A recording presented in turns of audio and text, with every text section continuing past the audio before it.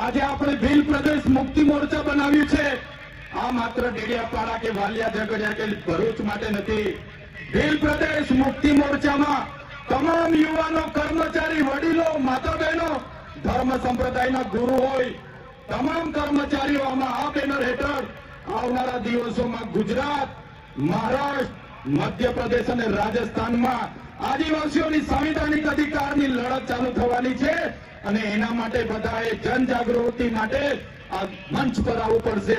પાર્ટીઓ ભૂલીને, સંગઠન ભૂલીને, તમામ લોકોએ ધર્મ સંપ્રદાય બનીને ભૂલીને આ ભીલ પ્રદેશના મંચ પર આવવું પડશે।